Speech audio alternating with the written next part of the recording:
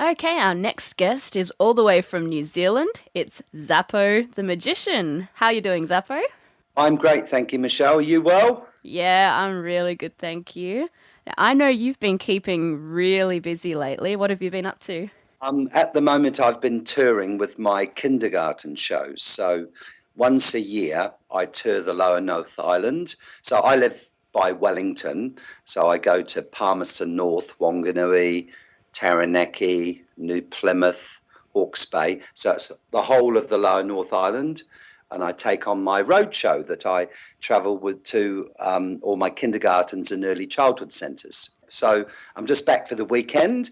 I normally go away on a Sunday night or a Monday morning, work all week, back to base Friday night, and then spend the weekend doing birthday parties, and then on the road again on Monday morning. So it's a very hectic and busy 6 to 7 weeks. Okay, so if I heard that correctly, I don't think I actually heard a day off there. Do you get any time off in this touring time? No, I'm a bit naughty because I should schedule a day off, but no, I just work, work, work, and I rest at night. Have a good night's sleep, eat well, walk every morning, go to the gym, keeps you fit. So I do it in a block, and then afterwards I'll have a bit of a rest. That sounds good. And for your tours, how much of the year do you spend getting out on the road and taking your show to the local kinders?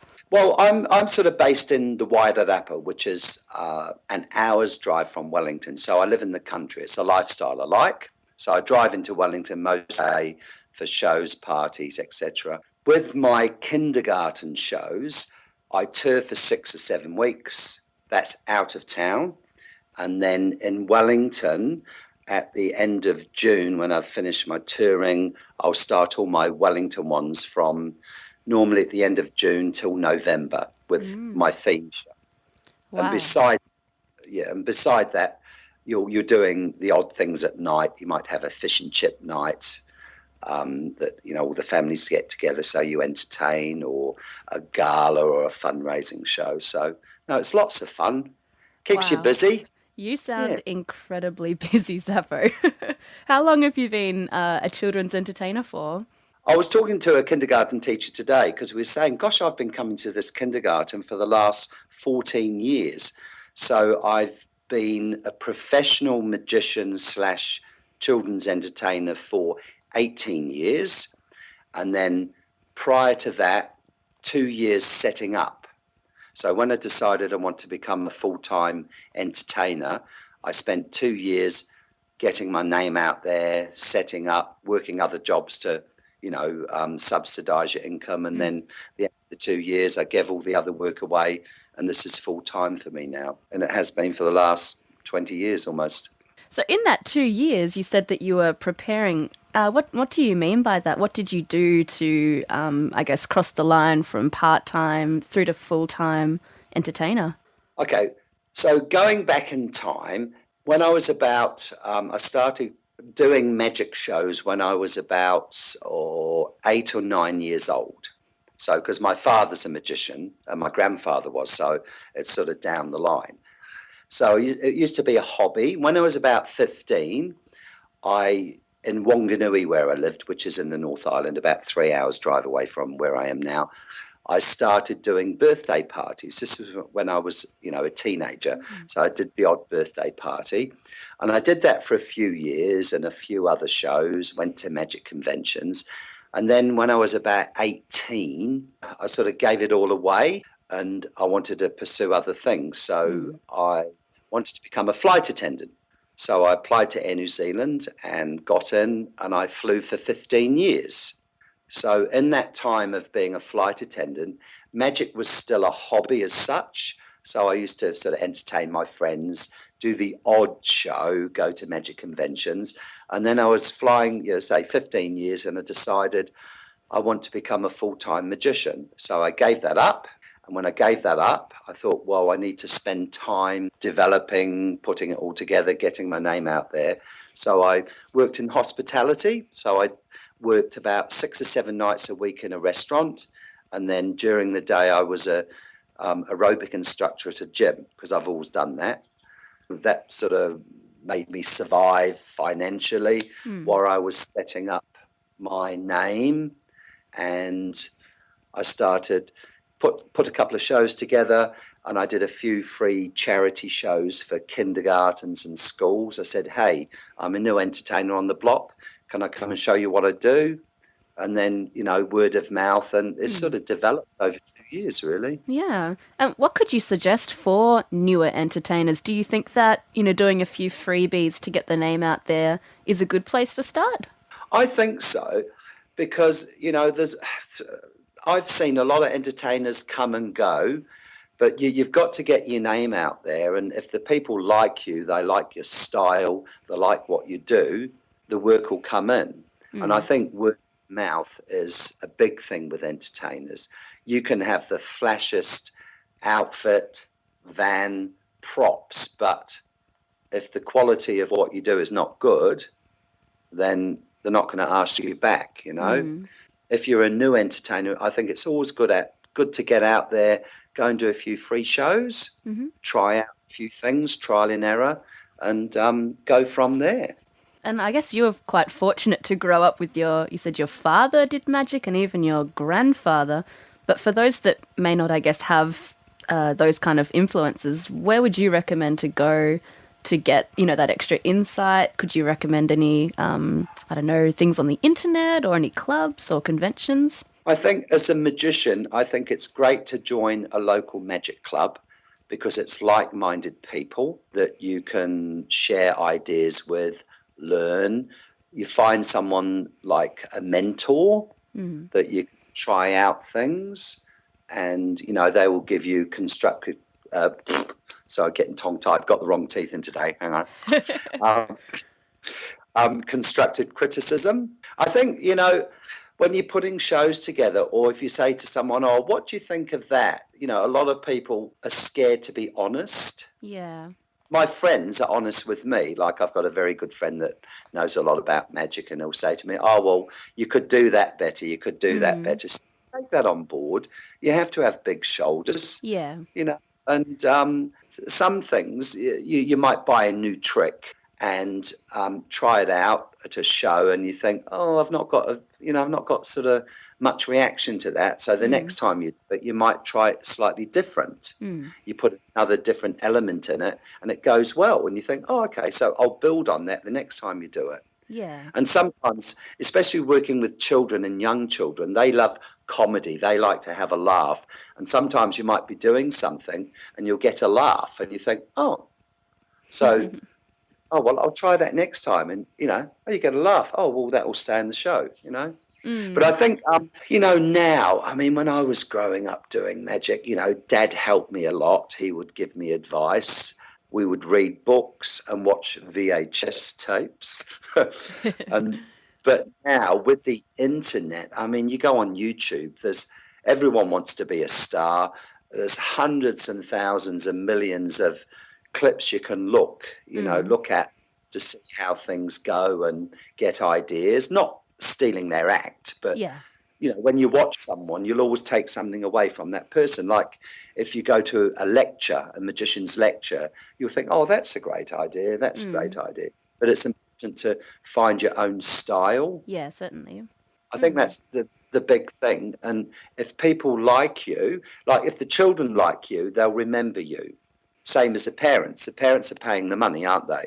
So you've got to have those communication skills with the parents too, because if you're offhand with them or appear to be arrogant or rude, are they going to have you back? No.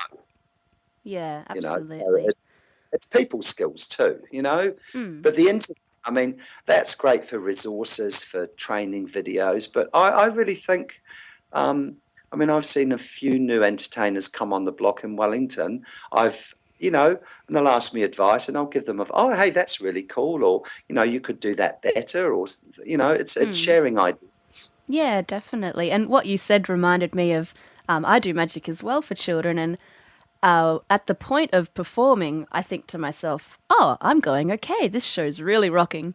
But then a few years later, I'll be doing my show and I'll think back and say, Oh, what I did then is nothing compared to now, but if you have a mentor or someone that can actually speak some advice, you can skip years of trial and error. And that's super important where maybe a magic club could help out in that way. Oh, most definitely. Look, I belong to the Wellington Magic Club. It's a great club. There's a diverse age of people from 8-year-olds through to 80. Mm. A lot of the guys do close-up magic and cards, and some do stage, some do mentalism, but everyone's really good.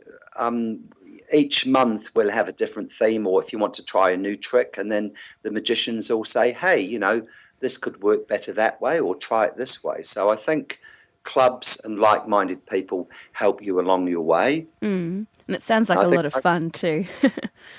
Oh, no, it's great. And I Mm. think that's important. I've been very lucky with the old man, or my father, I should say. I should call him the old man. Dad's 82. I mean, he's very young at heart. He looks young. He still performs. He does mostly close-up comedy, strolling magic. He does children's shows too. The kids love him. And at Mm. 82, still performing. And, I've been up in Wanganui the last week, so staying with mum and dad where I've been working up there. And every night we're trying out different things. Oh, what do you think of this, or what do you think of that? So I think it's good to have someone like a mentor that you can, talk to.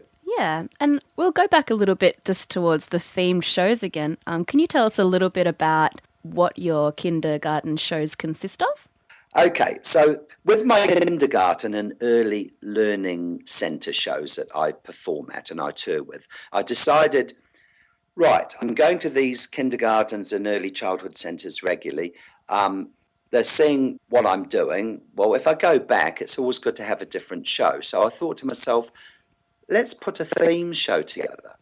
So I thought, well, what could I do? And I thought, well, everyone's into recycling, reusing, environmental. So I put a show together, which I called my Magical Ranger Show, which is a green show. So it's being nice to the environment and recycling, reusing.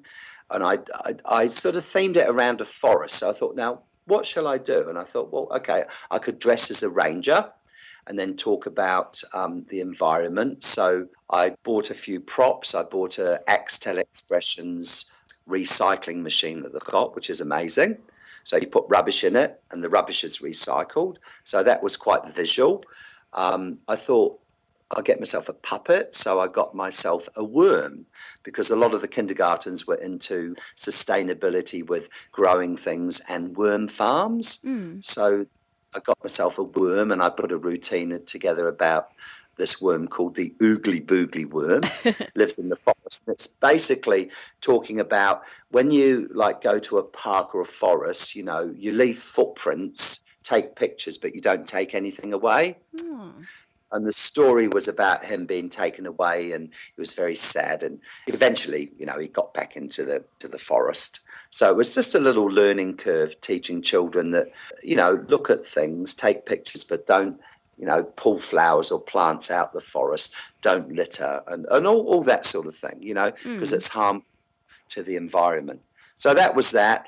I put a whole lot of tricks in, about butterflies, caterpillar turning to a butterfly. It's a trick I bought, which I called Metamorphosis. Mm-hmm. So you're talking about the life cycle.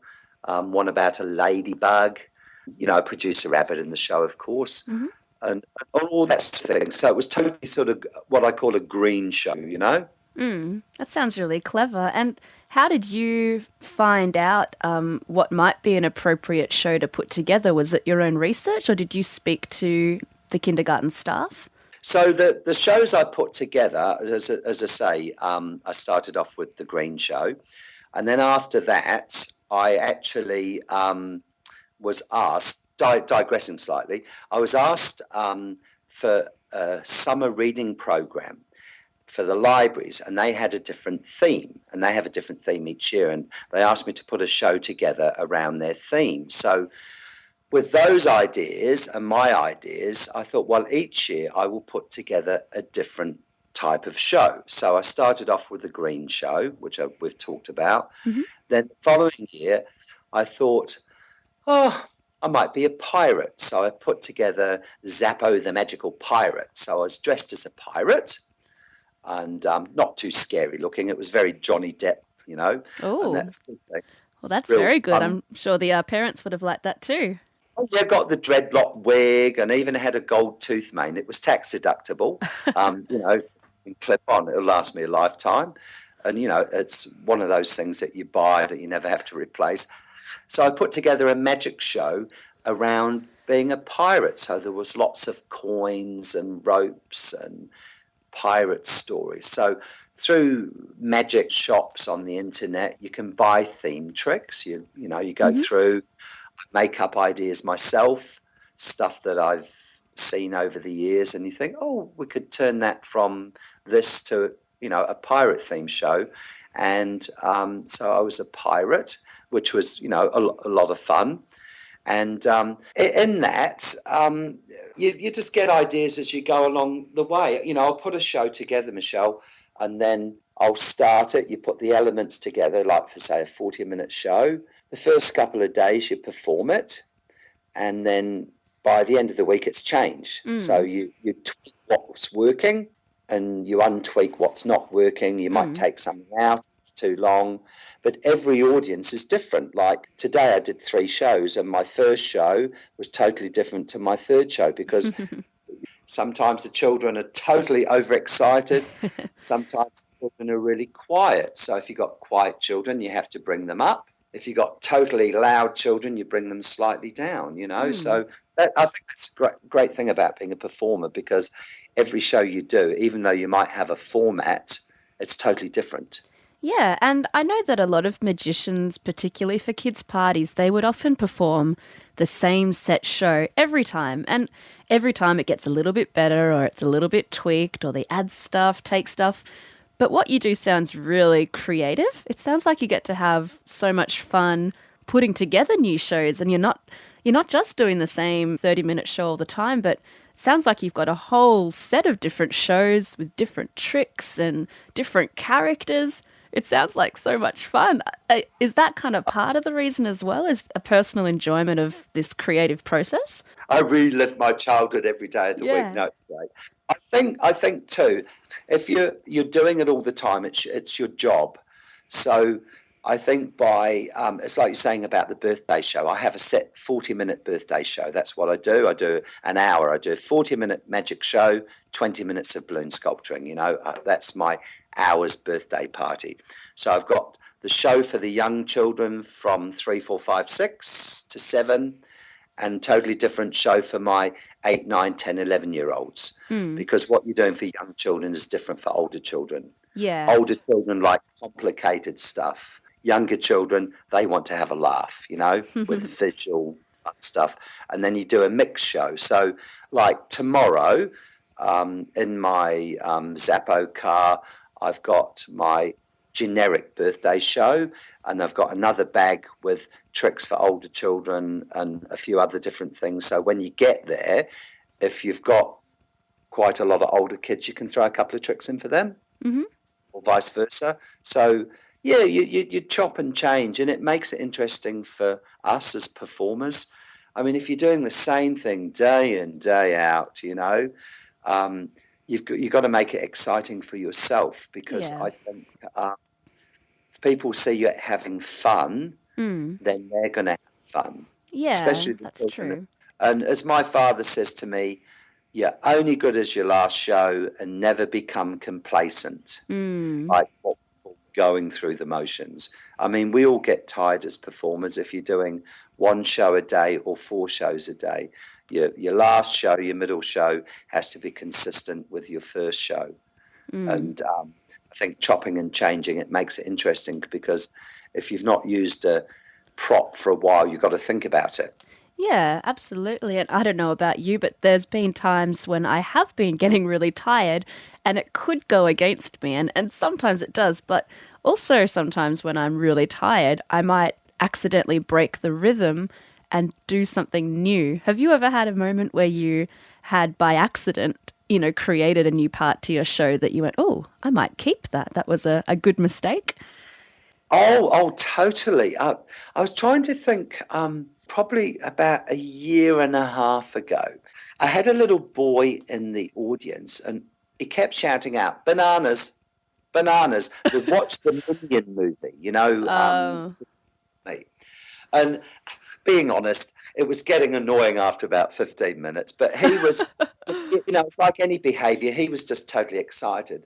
And and I sort of said back bananas, and I thought, oh. Anyway, at home in my cupboard, I had sponge bananas. It's a Alan Wong sponge effect where you yes. put a banana and you take it away. So the next day, I put them in my show. The kids started laughing and laughing. And now it's a standard prop in my show with the little guys, and they just love it. The Mm. other thing is, a lot of like I had a child the other day I've not seen in about 5 years, and he said to me, Zappo, he said, you can't say purple, can you? I said, no. I was doing a show once, and we were doing colours. So back to like my kindergarten shows. Mm. In New Zealand, we have Te Reo Māori.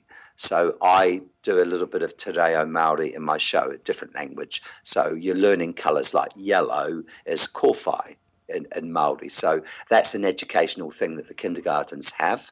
So, it's all brownie points and they Mm. love it. And it's good for us to learn too. Anyway, I was doing it was all these coloured, I had about 6 different coloured handkerchiefs, and it was a trick I was doing with turning a caterpillar into a butterfly, a bit like the hungry caterpillar. On a Monday, he ate something that was orange, and you hold up a coloured handkerchief. Mm. So you talk about fruit and vegetables, which is great because it's teaching the children healthy food. Mm.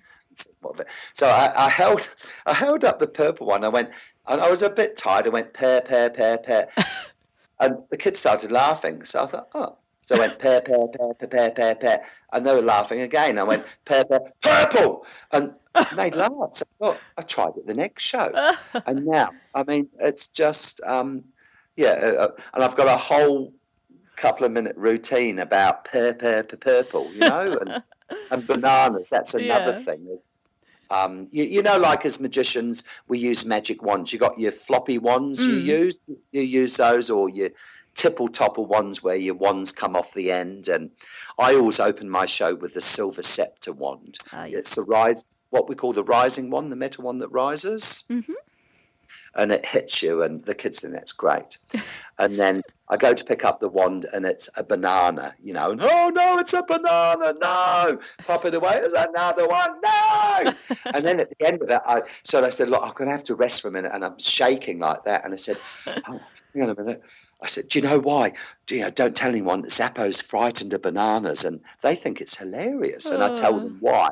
My experience in the supermarket with a banana chasing me around the supermarket, biting my shoulder, and the kids just think it's funny. So that was a mistake, and Mm. it gets me a laugh every time. Isn't It's it just funny what children find amusing? And I too use a pretend banana in my show and I mix up the words, and that's my show opener because every single time they find it so hilarious. And yeah, it's good to pick up on these little tricks. Magicians out there, you should have a fake banana in your show. It works. I changed it for a carrot, the sponge carrot, because I was doing a show, and I thought, I wanted to change it round, but the carrot didn't get a laugh. But the banana, I don't know, it's There's just something something about him. ridiculous. Something about him. And then I've progressed at the moment. I'm working on my studio. So I've got bananas. I'm going to put them in a box, and then you open up the box, all the bananas disappear.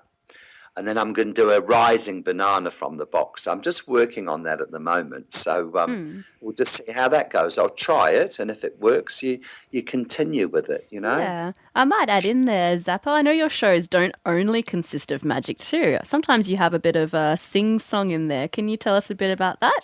Years ago, I teamed up with a friend for about 2 or 3 years. We did.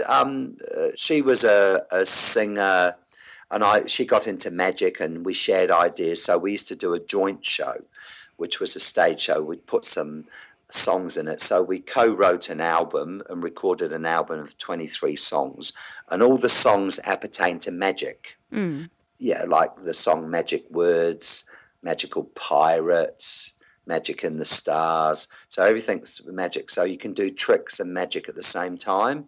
And I think younger children love a sing-song. Bit of movement, and a bit of dancing.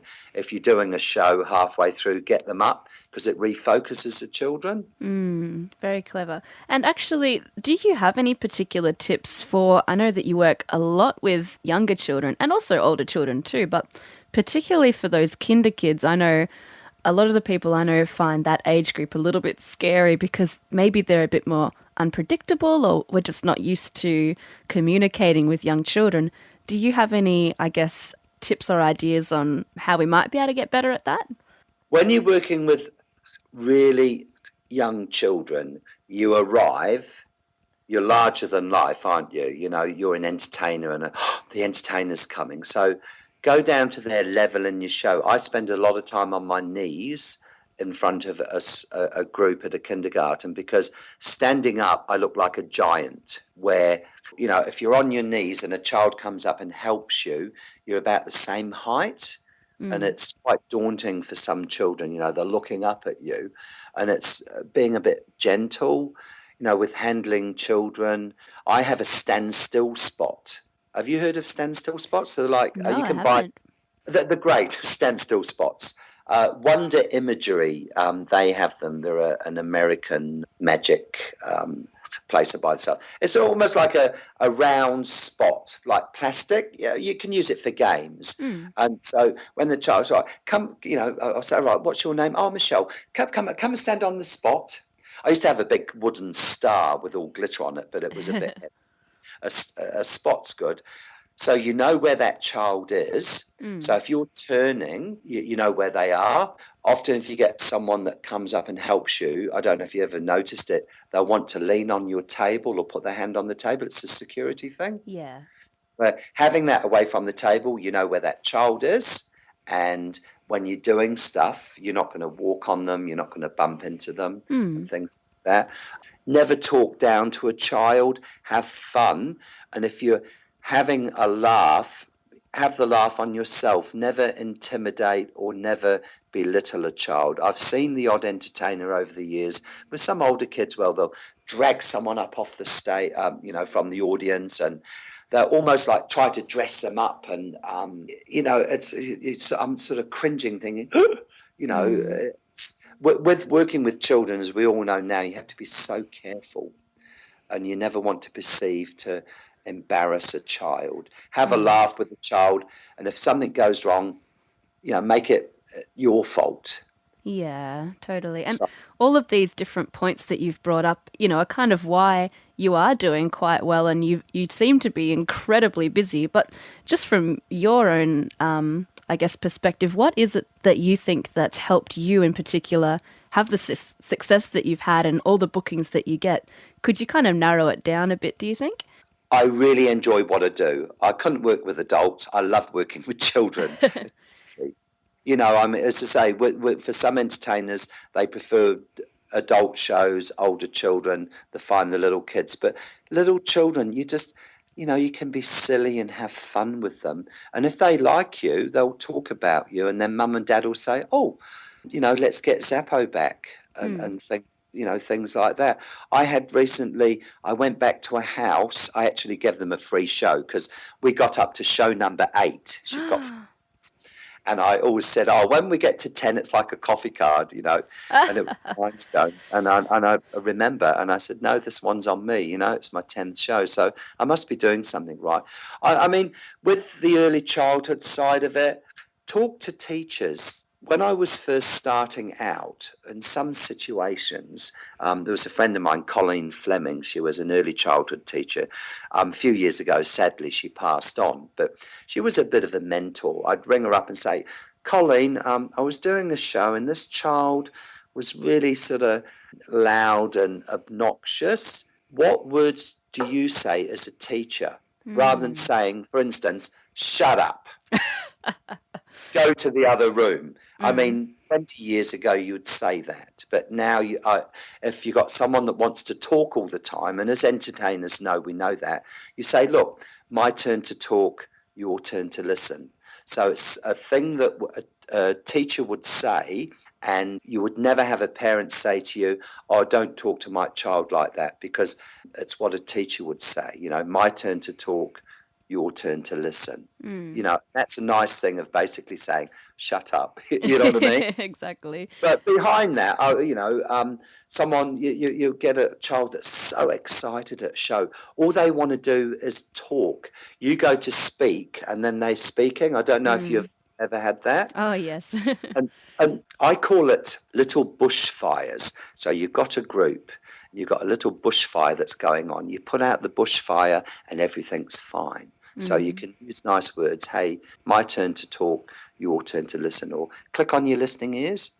Or you use words like working with little kids. Children, you use words like teachers would say. Right, children, come and sit down. Haere mai. It's a Maori welcome. Haere mai, come and sit on the mat. Sit on your bottom. Now, we all sit on a bottom because why do we do that? It's good consideration for the children behind you to see. So that's a virtue program that people use with consideration and kindness. So I use a lot of that language, which is I'd probably say, would you call it subliminal? I guess so, yeah. Early childhood teachers use. So when you're talking to little kids, and I'll say, right, click on your taringas, which is Māori for ears. And, you see a lot of kids will touch the ears and they'll listen. So it's just picking up. Yeah, I always talk to teachers like today, I'll say, oh, blah, blah, blah, blah, blah, and what's going on and things like that. And you're learning all the time. Every show, you're learning, and I think that's what makes it fun. Yeah, definitely. And a lot's come up just in this chat about, mentors or asking for help. And I think as performers or kids entertainers, it is really vital just to evaluate or to be able to ask someone, how can I improve? Or this wasn't quite right. What do you think? And it just helps our learning just skyrocket so much quicker rather than having to learn the hard way over and over again. We can kind of call on, friends or mentors or even our kids entertainers group page. If you've got a question, you can put it up there and as you've seen. I think it's great. I've not been around my computer and I've been looking at that and thought, I must add to that, and engage in it. It's just, for me, it's a bit of time. But the other thing I wanted to say is when I do put my show together, so I'll put this theme show together, I will trial out, I'll ring a friend that's a kindergarten teacher and say, look, can I come and try a show out on the kids? And I'll go in, I'll do the show, see how it goes. And then I'll ask the teachers, well, what do you think? Did I, for instance, like last year, I did it, everyone was into cooking. So I thought, right, I did Zappo kitchen rules. So I was dressed as a chef, the whole chef outfit. I had a puppet. He was a mad chef. He was called Pedro Pepito Gonzalez Manito Papore Macheche Holandese, and he was quite Spanish and mad. Yeah. And I had a King Cookbook. It was an Axtel book, and it's a book that talks. So I did like a recipe, and we talked about healthy food. Also, I made a birthday cake and things like that. But the emphasis was healthy eating your vegetables. So I used to produce a lot of fruit, and I did all tricks like you've got the wand that breaks, the one that you give a child that breaks. So this was a wooden spoon. It was a similar thing that broke. You've got one prop, your wooden wand, so you've got your wooden spoon. And then if you're doing something else, you could change, that could break. So it was all that sort of stuff. And do you make your own magic tricks, or do you have a great store that you source them from? I've got a shed full of stuff I've had all my life, and my dad's. I source stuff out, or I'll be honest, I'll look on the internet and I think, I've got that. I can repaint it. So, for instance, at the end of my show, I always produce a rabbit. You can't beat a show without a rabbit. So what props have we got for rabbits? You can produce a rabbit from a big dove pan. Can produce it from a box, and as magicians, as we know, it might be just the box with the flip. You've got the front, so you've got like a circus wagon. So I've got a builder, and so I've got a circus wagon if I'm doing a circus show. I've got the same prop, but it's like a restaurant front. It's for Zappo Kitchen Rules. I've got the same thing for something else. So I've got probably 5 rabbit productions, but with different fronts on them. So it's the same trick, but it's different, if you know. That's So clever. was your theme, or and that sort of thing. So with your props, that's how I change everything around. And I like what you said, how when you created the show, you more or less, gave it to the kinder as a form of like evaluating for yourself and for them to give you some tips. So I guess for people who may want to try and break into, kinder shows for another source of income or whatnot, that sounds like something that would be a great idea. But I guess even taking a step before that, creating your own show, what would you say might be the main ingredients for a successful kinder show? A good opening, get the children on your side. So a bit of fun if you get them laughing straight away. With the shows, I think you start off and then you probably after, all right, for instance, at the moment I'm doing a space show, so it's Space Magic. So I've got my introduction, introduce myself, get to know the children, shout out your name, and then that's interactive and they'll shout, and then you have a bit of comedy with that. I always start with the silver scepter wand, the rising wand that hits me all the time. The kids just, wet their pants. The teacher said to me today, she said, "Oh, Zappo should have had 2 children wet their pants today." Oh, no. Oh, they were laughing so much. I thought, oh, that's good. That's a good thing, I guess. Normally, I mean, when you get a child up and you're working with children, you can see if something's going to happen. So I always whisper saying, "Do you need to go to the toilet?" And they'll nod, because little children, they'll hold on. They don't want to miss out on the fun. But anyway, sorry, digressing. And then I'll start with a space trick. It's a rocket trick I put together, and then I'll probably do like three sort of tricks, and then I'll think, right, I'll have a musical interlude, so there's a bit of movement. So they've been sitting for 15 minutes. They need to move a little bit. And then after that, I always do a story. So this story was about a robot that loses his head. And so that's quite interactive, and you get the children moving. And then after that, I do like another musical thing, and then a quick trick, and then I'll produce the rabbit at the end. So it's 40 minutes, and then 3 or 4 minutes where I'll sit the children in a circle. We'll put the rabbit in the circle, and the rabbit will go up to the children. They can pat him and things like that. So that's how I structure my shows. So you got your start, you peak halfway with your movement, because they say rule of thumb, children will sit for 20 minutes, but I can do 40 minutes, have no problem. But halfway through it, there'll be a bit of refocus. Or sometimes with a group, I'm finding in kindergartens now you're getting a lot more younger children, like just coming up to 3. So that's a little bit hard. So some shows you've got to be really fast paced. If it's a little bit slow, they'll get restless. Sounds like a really good formula that you've got. Sorry, you continue. Oh, no, go back 20 years, right, for when I was a young fella doing tricks. I could take one prop, for instance, you buy a trick. I could get, it would say you get 10 or 15 minutes out of that. You get 10 minutes out of the trick and all the banter. Now, that same thing, you'd get probably 4 minutes out. So over the years with imagery and internet and everything, children are used to pressing buttons for instant gratification, enter. So they're used to quick things. So I think you've got to quicken your show, make it a bit faster, because if it's too slow, they'll lose interest. No, it sounds like you've really worked that formula with, where you start, your intro, building it up, you've got your peak, make them move around a bit more story time, and then finishing off with that rabbit. It sounds like the perfect mixture of like the highs and the lows and the movement and whatnot. Sounds like, a really great start for anyone wanting to put together a show similar to this. I say take children on a roller coaster. You've got to have the ups and downs. Now, that's my rule of thumb, but, as an entertainer, as a performer, you're doing a show, you might change things around. So I'm doing this show at the moment just for my kindergartens and early childhood centres. I'll be performing it probably, 55 times in the next 6 weeks. Ooh. So each show I do, I will change it around because it makes it interesting for me. Rather than thinking, right, we're starting and da-da-da-da-da-da. So I might change the props around just to make it interesting for me. I've got the formula, I've got the show, but rather than doing the same show all the time, I'll change it around, and that makes it so it keeps me on my guard, so you don't become complacent.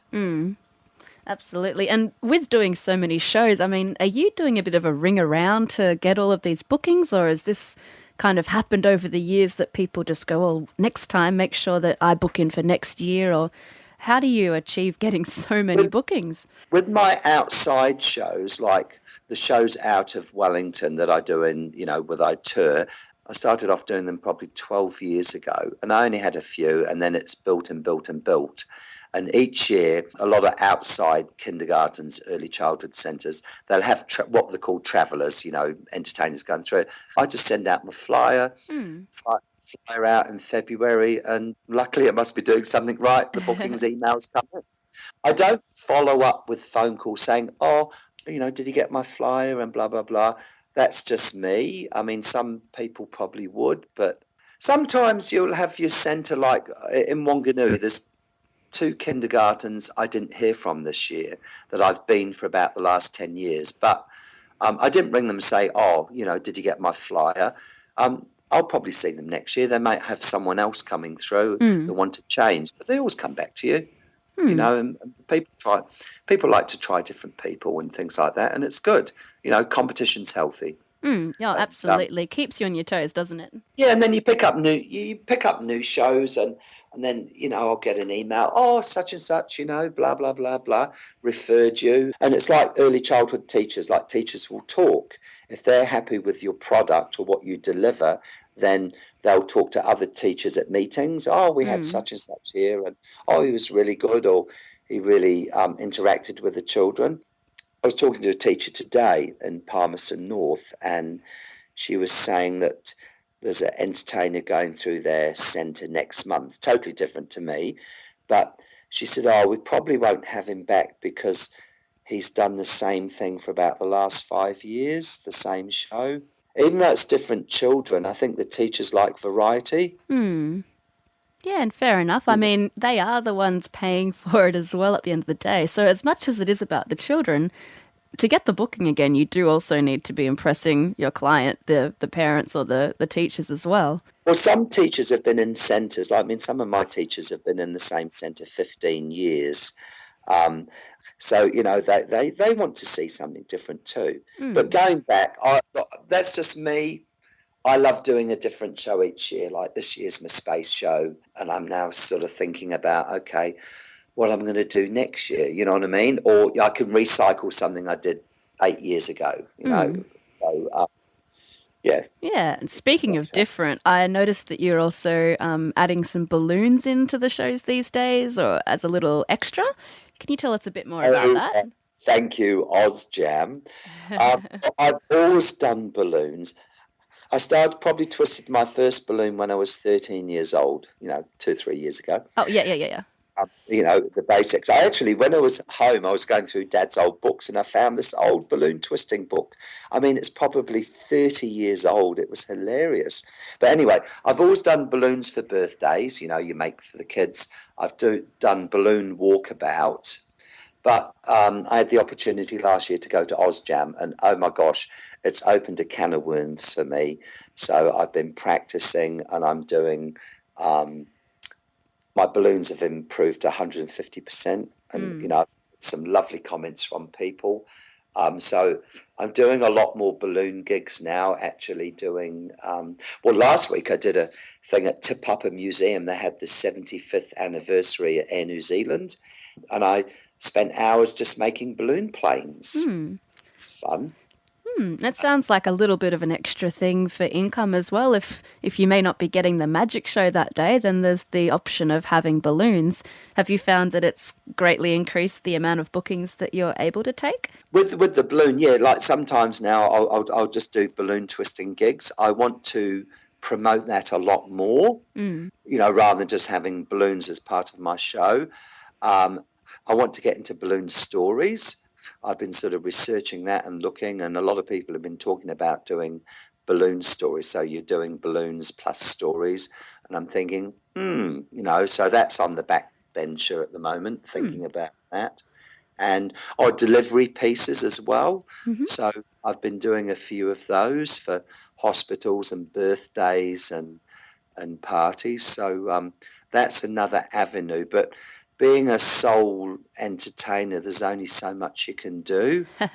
That's true. There's so many exciting and amazing things out there. And for those who may not know, OzJam is the Australia-wide balloon convention. So Zappo, being not too far from Australia, comes on by to join us for that. And hey, Zappo, I might have to start wrapping it up. And I just wanted to say a big, huge thank you for sharing so much knowledge with us and being able to, I guess, step inside your world to see what you do and to get some valuable tips from your experience. Is there anything that you might want to add at all before we have to call it a day? I think, the rule of thumb, never be complacent with what you're doing. Always make your show the best show. You're only good as your last show. Have fun and believe in yourself. I think if you believe in yourself and have fun, it sort of portrays to your audience. And that's my words of wisdom, I think. Excellent. But the biggest thing, as my father says, you've got to have fun with children. If you're having a good time, people are seeing you having a good time, the children are having a good time, you'll always be remembered. Absolutely. And look, thanks again, Zappo. It's been really good having you. Hey, no, lovely talking to you, Michelle. And I'm going to look forward to seeing you in Australia.